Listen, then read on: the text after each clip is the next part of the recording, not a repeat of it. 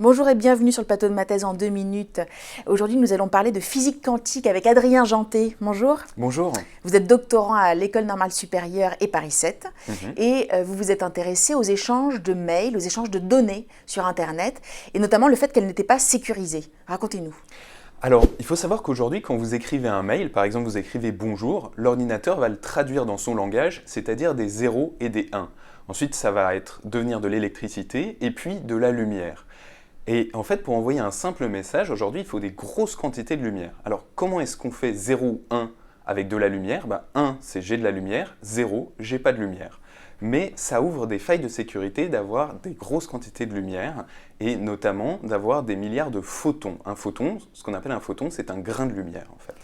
Ils sont où tous ces photons quand on envoie un mail? Alors concrètement, par exemple, si vous avez une box et vous êtes relié à la fibre chez vous, en fait cette box, elle va convertir de l'électricité sous forme de lumière et donc ce qui va sortir de la box, c'est une fibre optique avec de la lumière dedans et des milliards de photons pour écrire votre email.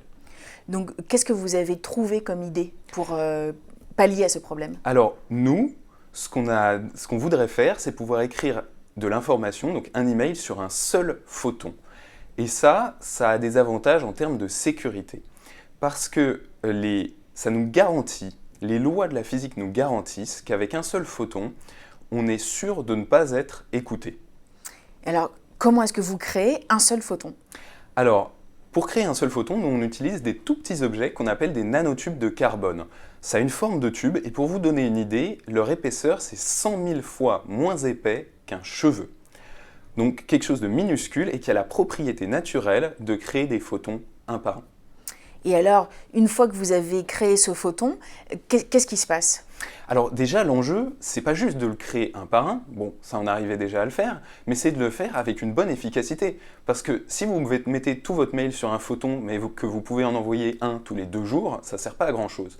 Donc nous, on a énormément augmenté l'efficacité en enfermant le nanotube dans ce qu'on appelle une cavité optique, c'est-à-dire 2 micro-miroirs qu'on vient créer autour de notre objet minuscule.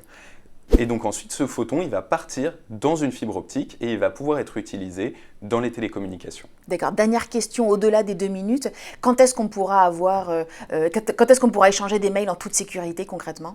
Vous et moi, ça risque pas d'être tout de suite, mais pour des communications extrêmement sécurisées, comme des services secrets ou des communications entre États, c'est très proche. D'accord, très bien. Merci beaucoup Adrien. Merci à vous. Merci, à très bientôt pour une nouvelle thèse en 2 minutes.